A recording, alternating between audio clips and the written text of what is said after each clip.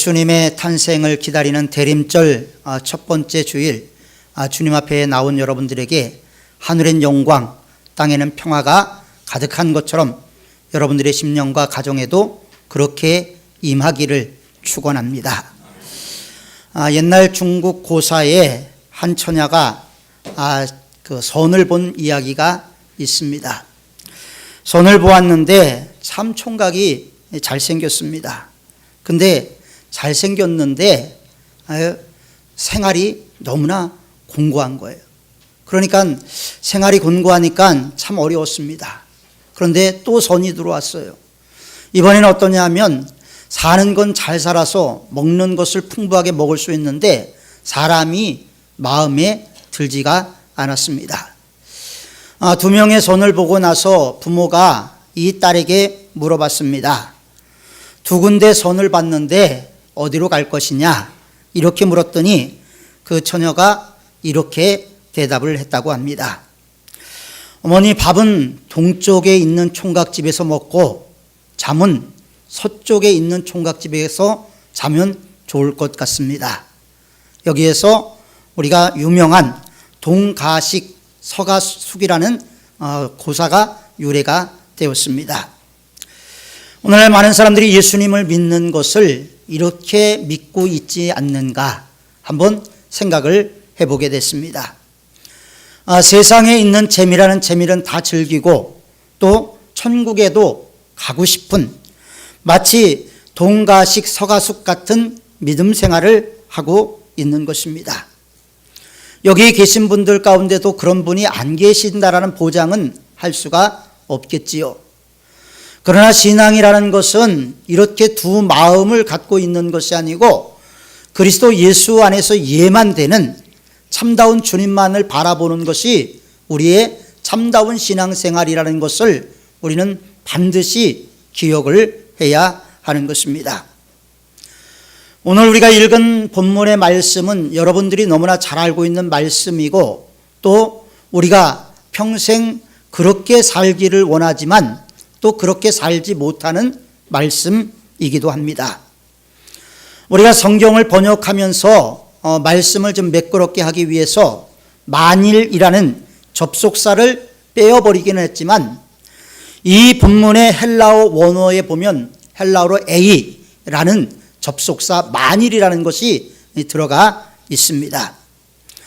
세 번에 걸쳐서 이 A라는 단어가 들어가 있는데 첫 번째 23절에 아무든지 나를 따라오려거든 자기를 부인하고 날마다 자기 십자가를 지라는 이 말씀 앞에 A라는 헬라어가 붙어 있습니다. 그 다음에 두 번째로 24절에 보면 누구든지 제 목숨을 구원하고자 하면 잃을 것이요 누구든지 나를 위하여 목숨을 잃으면 구원하리라. 여기 앞에도 A, 만일이라는 단어가 들어가 있습니다. 그리고 25절에 보면 여기는 우리 성경 번역에도 분명히 나와 있습니다. 사람이 만일 온 천하를 얻고도 자기를 잃든지 빼앗기면 무엇이 유익하리요? 말씀을 하고 있습니다.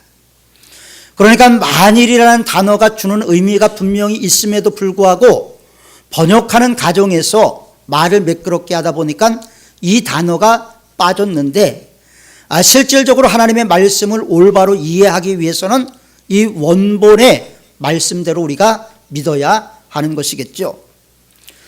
왜 예수님께서 친히 말씀하시면서 세 번에 걸쳐서 오늘 본문에서 A, 만일이라는 단어를 사용을 하셨을까? 신앙생활이라는 것이 둘 중에 하나를 선택하는 것이 아니죠. 신앙생활이라는 것은 만일이라는 단어를 넘어서는 것입니다. 우리의 신앙이라는 것은 현실을 넘어서야지 올바른 신앙생활이 될 수가 있습니다. 현실을 뛰어넘지 못하면 현실의 여러 염려와 근심이 해일처럼 다가와서 우리를 덮쳐버리지요. 그래서 만일에 대하여 만일이라는 단어를 통해서 예수님이 우리에게 하시고자 하셨던 말씀은 무엇인가? 우리가 예수님이 우리에게 깨우쳐 주시고자 했던 교훈이 무엇인가 하는 것을 함께 살펴보려고 합니다. 먼저 첫 번째로 23절의 만일에 대해서 살펴보겠습니다. 여기서 주님인 만일 나를 따라오려거든이라는 말씀을 하셨습니다. 만일 나를 따라오려거든. 이 말씀 속에는 나를 따라오지 않을 수도 있다는 것을 전제로 하고 있다는 것을 우리는 알 수가 있겠죠. 그러니까 나를 따라오려거든 이 결단이 있으면 반드시 있어야 되는데 이 결단을 뭐라고 얘기를 하냐면 나를 존경한다면, 너희가 나를 존경한다면, 너희가 나의 말에 동의한다면, 너희가 만약에 나를 믿는다면, 이런 말이 아닙니다. 예수님께서 우리에게 말씀하시는 구체적인 말씀은 따라온다라는 말씀이 있어요. 따라오려거든. 그러니까 예수님을 따라오려거든 이것은 어떤 조건이 아니라 무조건적인 것을 의미하고 있는 것입니다. 여기서 우리는 예수님의 말씀 하나를 생각해 낼 수가 있습니다. 예수님께서 말씀하시기를 내가 곧 길이요 진리요 생명이다 말씀하셨지요. 그러니까 예수님이 길이고 진리고 생명이다라는 말씀은 주님이 길을 가르쳐 주시는 분이다, 주님은 길을 안내해 주시는 분이다, 이 이야기를 하는 것이 아니고 예수님 자체가 길이라고 말씀을 하고 있는 것입니다. 그러니까 나를 따라오려거든 이런 말씀을 하고 있는 것입니다. 예수님 자체가 길이에요. 다른 길은 없습니다. 주님 자체가 길이라는 것은 천국에 가는 길, 그 길에 어떠한 다른 지도도 없고 오직 주님 자체만이 길이요 주님만이 우리를 하나님의 나라로 인도하신다라는 것을 전제로 하고 있는 것입니다. 오직 주님과 함께, 그리고 주님 없이는 갈 수 없는 길, 그것을 예수님은 말씀하고 있는 것입니다. 아프리카의 어떤 선교사가 갔던 일화를 읽어본 적이 있습니다. 길이 없어서 그 늙은 지혜로운 인디안 한 명을, 흑인 한 명을 지도자로 세웠습니다. 안내자로 세워서 길을 갑니다. 그런데 길이 없습니다. 아무리 가도 밀림을 헤치고 가는 것밖에 없습니다. 그래서 선교사가 물어봤다고 합니다. 도대체 얼마나 가야 길이 있습니까? 내가 얼마를 더 걸어가야 길을 만날 수 있습니까? 이렇게 늙은 흑인한테 물어봤더니 이분이 이렇게 대답을 했다고 합니다. 길은 없습니다. 내가 길입니다. 그러니까 나를 잘 따라오셔야 됩니다. 그렇게 이야기하고 그 흑인을 따라가서 결국 목적지에 도착했다라는 이야기를 들은 적이 있습니다. 예수님이 길이다. 이 말씀은 뭐예요? 예수님이 길임을 내가 동의합니다. 이것을 얘기하는 게 아니에요.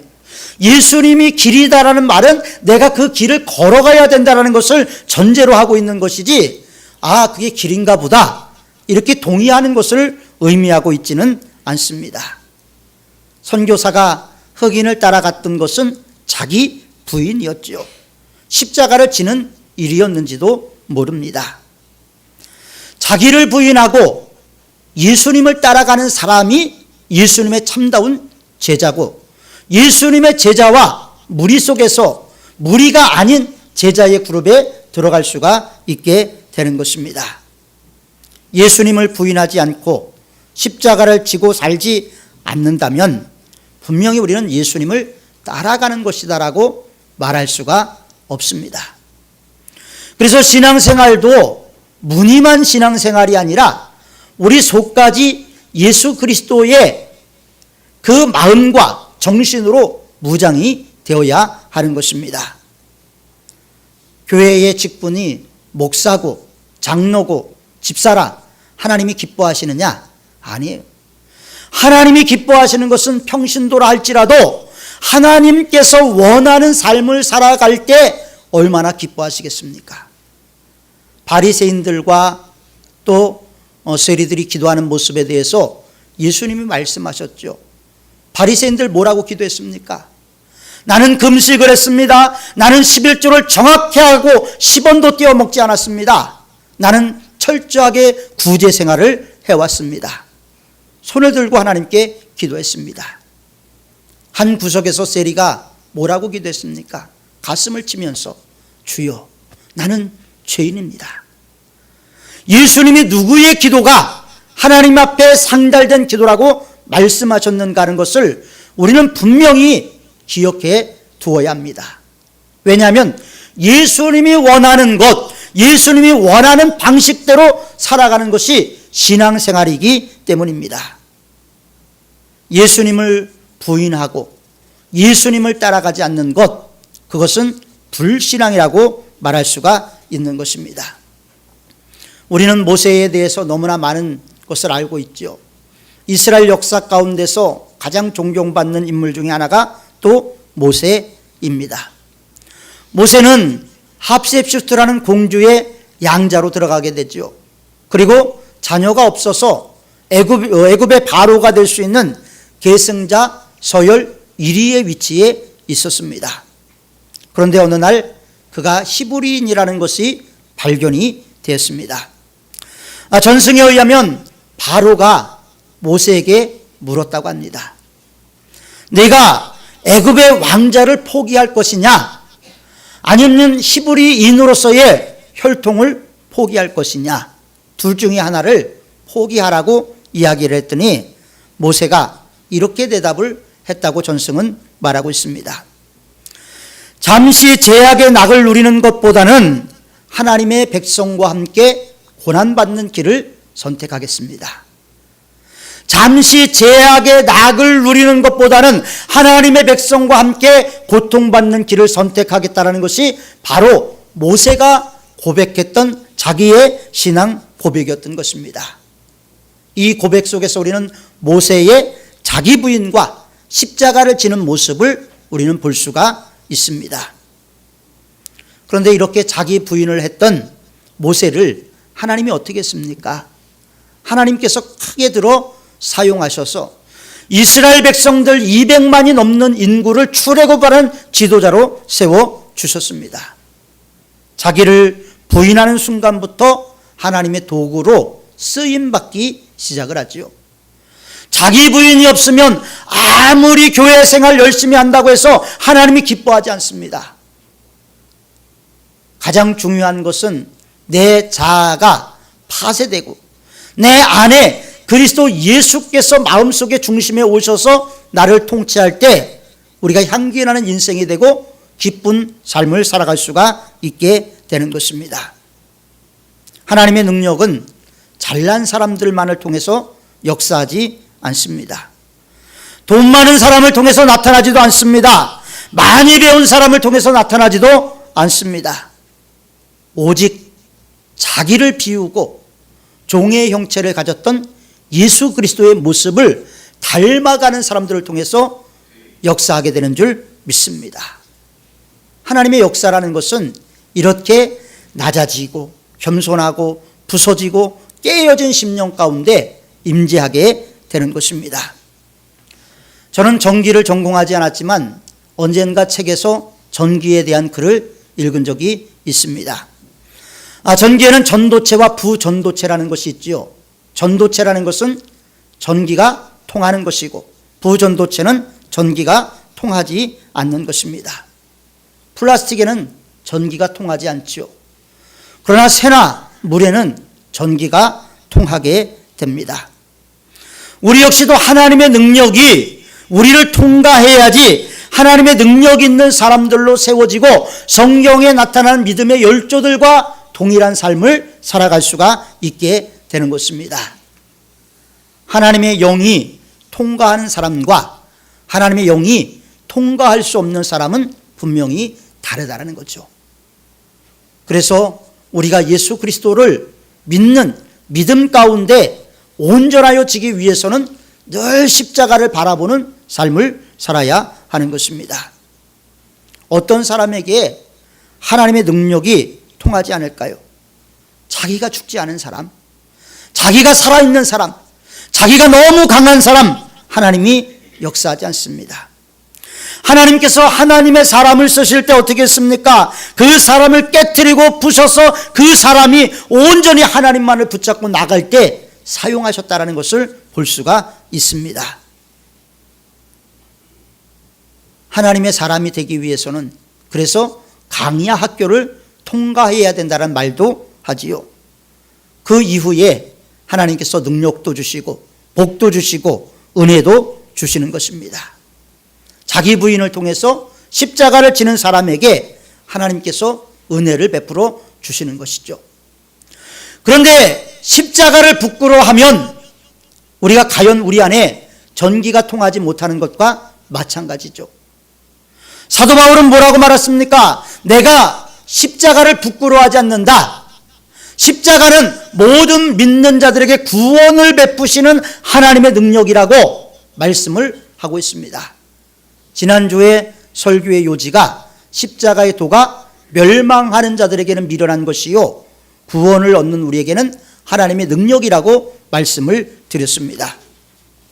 바울은 내가 자랑할 것이 있다면 십자가밖에 없다고 말을 했습니다. 여러분들은 자랑할 것이 무엇이 있습니까? 여러분들이 신앙적으로 자랑할 수 있는 것이 과연 무엇이 있습니까? 예수님 때문에 울고 예수님 때문에 손해보고 예수님 때문에 억울함을 당해본 적이 우리가 얼마나 있습니까? 참다운 신앙의 길이라는 것은 가시밭길과 같습니다. 언젠가 꽤 오래전에 성탄절에 어떤 기독교 서점을 방문을 했던 적이 있습니다. 책을 사기 위해서 갔는데 거기 갔더니 십자가를 할인해서 팝니다. 이런 문구가 있었어요.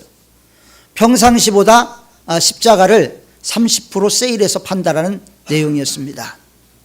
그 내용을 보고 제 마음이 상당히 찝찝했어요.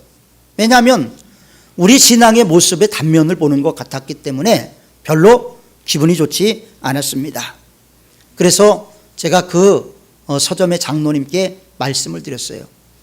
십자가를 이렇게 싸게 파는 거는 조금 이상한 것 같습니다 라고 얘기를 했고, 결국 나중에는 장로님도 웃으면서 자기가 생각해도 그런 것 같다고 이야기를 하면서 제가 왜 팔겠다라는 이야기를 했던 적이 있습니다. 우리는 어떻습니까? 우리는 신앙생활도 무통분만을 통해서 신앙생활하려고 하고 영광의 십자가를 바라보기는 하지만 고난의 십자가는 멀리하고 있지는 않습니까? 예수님 때문에 땀 흘리고 예수님 때문에 참고 예수님 때문에 울고 예수님 때문에 욕먹고 예수님 때문에 죽는 것이 참다운 그리스도인인 것입니다. 우리 모두가 이런 참다운 그리스도인으로 변화되기를 주님의 이름으로 축원합니다. 두 번째로 주님께서 말씀하신 만일은 제 목숨을 구원하고자 하면 잃을 것이요 나를 위하여 제 목숨을 잃으면 구원하리라는 결단의 내용에 사용이 되었습니다. 이 말씀을 보면 이러한 결단이 얼마나 어려운가 하는 것을 보게 되죠. 신앙생활이라는 것은 처음부터 끝까지 결단과 결단으로 이루어집니다. 하나를 결단해서 그것을 이루면 또 하나의 결단을 해야 되고, 우리가 주님의 부르심을 받는 그날까지 날마다 성화되기 위해서는 결단과 결단이 끊임없이 이루어져야 하는 것입니다. 만약 이러한 기준이 구원의 기준이라면 여기서 구원받을 사람은 과연 몇 명이나 될까요? 나를 위하여 제 목숨을 잃으면 구원을 한다, 예수님을 위해서 목숨을 잃어야지 구원을 한다라고 말씀을 하신다면 우리가 과연 말로는 하지만 실질적으로 예수님을 위해서 죽을 수 있느냐, 그 문제에 대해서는 각자 다른 대답이 나올 것입니다. 그런데 사실은 이 말씀은 예수님을 믿기가 어렵다라는 뜻이 아니라 예수님께서 하시고자 하는 말씀의 요지는 구원이 목숨보다 중요하다, 이것을 말씀하시는 거예요.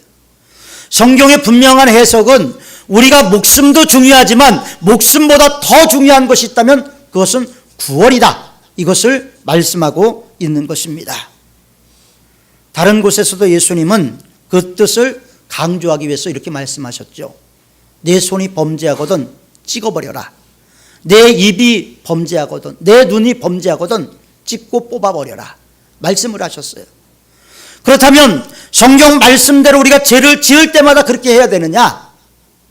우리가 성경의 분명한 의미는 예수님께서 말씀하신 내용은 우리가 지옥 가는 것보다 천국 가는 것이 중요하다는 것을 알려주기 위해서 그런 표현을 사용을 하고 계시다는 겁니다.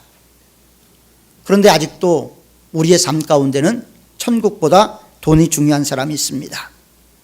천국보다 자식이 중요하고 자녀 때문에 천국에 못 가는 사람이 있습니다. 자존심 때문에, 또 돈 때문에, 건강 때문에 천국에 못 가는 사람들이 얼마나 많이 있습니까?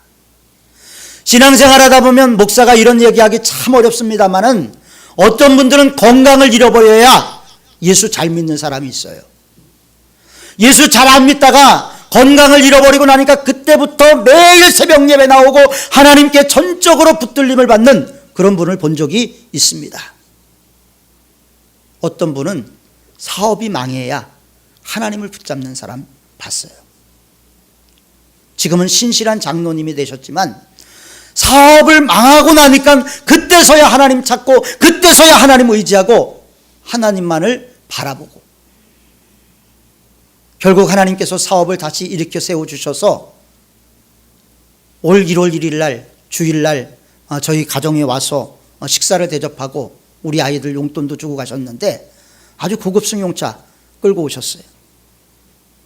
무엇을 의미하는 겁니까? 하나님 바라보면, 하나님 앙망하면 하나님께서 책임져 주신다는 것을 말씀하고 있는 것입니다. 모택동이 정권을 잡았을 때 중국에서 예배 금지령이 내려졌습니다. 너무나 가혹한 탄압이었죠.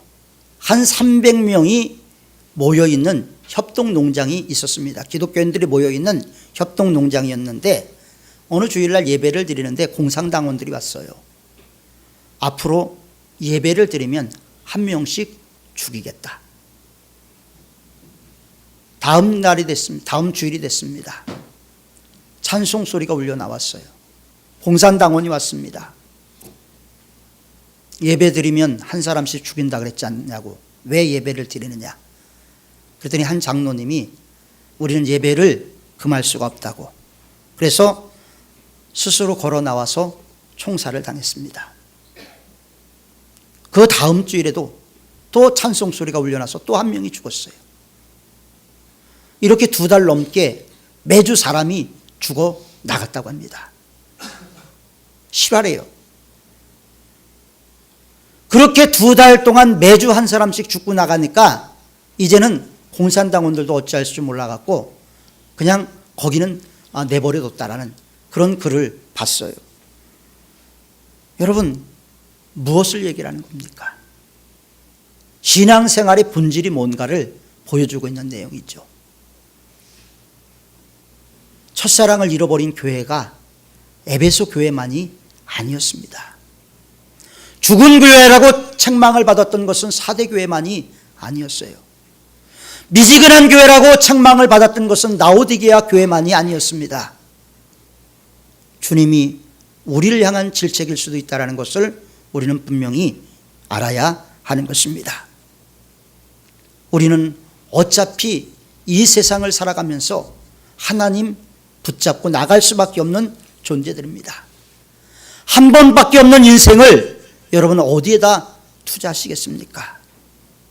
우리 앞에 절대적으로 지옥의 길과 천국의 길이 있다면 여러분은 어느 길을 선택하겠습니까?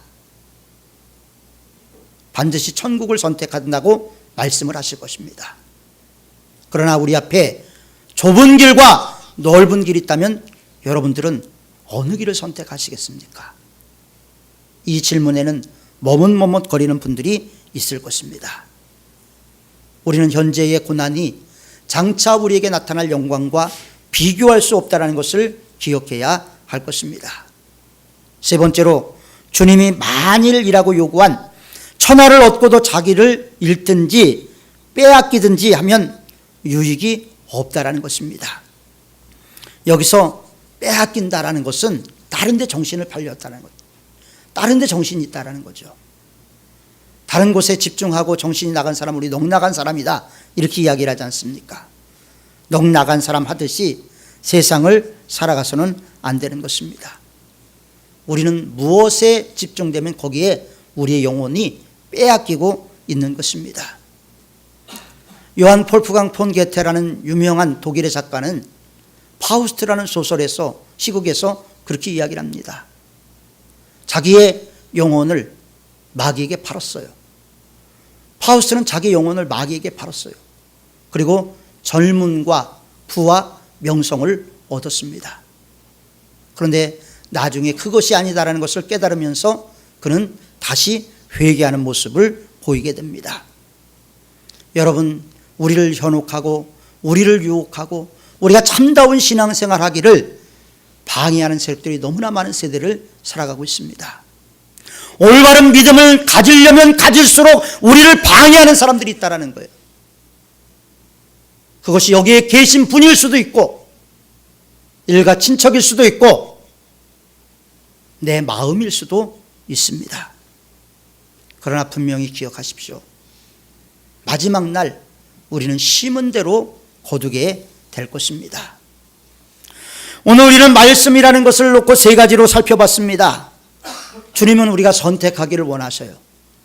하나님은 우리가 로봇처럼 하나님 원하는 방법으로 아니라 우리 스스로 선택하고 하나님의 뜻대로 살기를 원하고 계십니다. 선택에는 늘 갈등이 따르게 마련입니다. 그러나 선택할 수 있다는 것은 다행입니다. 기회이고 축복이기 때문입니다. 하나님은 우리와 거래를 하시는 분이 아니에요. 하나님은 우리의 믿음의 대상일 뿐입니다. 세상이 얼마나 힘들고 어렵습니까? 경제가 곤두박질치고 나라가 안보가 흔들리는 이때에 우리가 무엇으로 의지하겠습니까? 여러분들 무엇으로 의지하고 나가기를 원하십니까? 하나님밖에 없어요. 하나님 의지해야지만이 하나님께서 보호해 주시고, 하나님 의지해야만이 하나님께서 우리를 지켜주시고, 하나님 의지해야만이 하나님께서 우리 길을 만들어 주시는 겁니다. 이것이 저와 여러분들의 믿음이 될 때 이게 진정 십자가를 지는 믿음이요, 십자가를 잃어버리지 않는 신앙이라는 것을 우리가 확인하게 되고, 그 확인을 통해서 하나님이 부어주시는 축복이 무엇인지 우리 온몸으로 경험하는 그런 역사가 있게 될 줄 믿습니다. 기도하겠습니다. 하나님, 지난주에 이어서 우리가 십자가에 대한 말씀을 살펴보았습니다. 오늘 우리의 십자가를 진다라는 것이 무엇인지 우리가 살펴보았사오니, 하나님, 이 시대를 살아가면서 진정 내가 십자가를 지고 가는 인생 될 수 있도록 주님 도와 주옵소서. 현재의 고난이 장차 우리에게 나타날 영광이 무엇인지 보게 된다면 반드시 그 길을 걸어가게 될 줄 믿사오니 우리에게 영광의 그 길을 보여 주옵소서. 예수님의 이름으로 기도하옵나이다. 아멘.